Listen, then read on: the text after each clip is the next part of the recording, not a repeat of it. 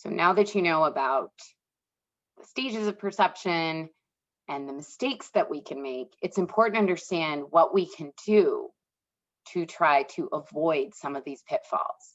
So what you want to do is what's called perception checking. Quite literally, check your perceptions. Double, triple check your perceptions. One of the reasons why a lot of us don't do this is because it takes time. It's time consuming. So anytime you encounter a situation that is questionable, and what I mean by that is you're meeting a new person and you're trying to figure them out, or you see a situation and you're not sure what's going on or what's happening, the first thing you want to do is figure out, what do I observe? So what that means is, what are the facts? It is really easy to confuse facts and opinions. Opinions involve emotion. Facts do not. So when you look at a situation, and in a minute you're going to practice this, you have to ask yourself, what do I observe? What is happening that cannot be refuted, cannot be argued? Number two, the key aspect of perception checking is to consider more than one possible interpretation. So the first interpretation is almost always going to be kind of your gut reaction. Think about those pictures from the other day.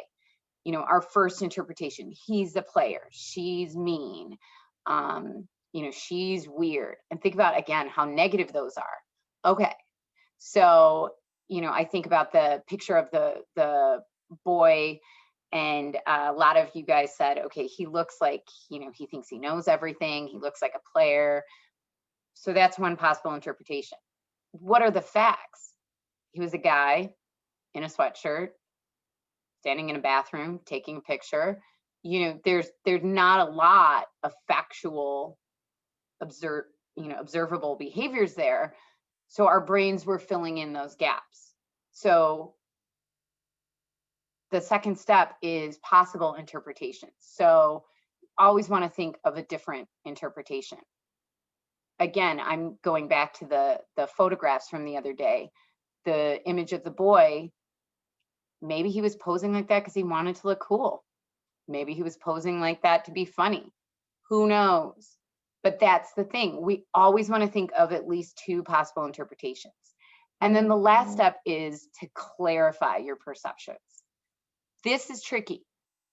So you can't always do this.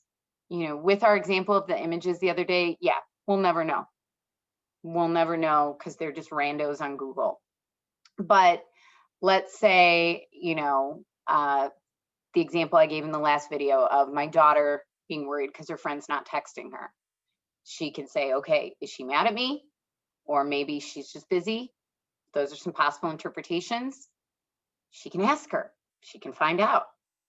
So that's clarifying your perceptions. Sometimes you can talk to the other people, but again, sometimes you can't.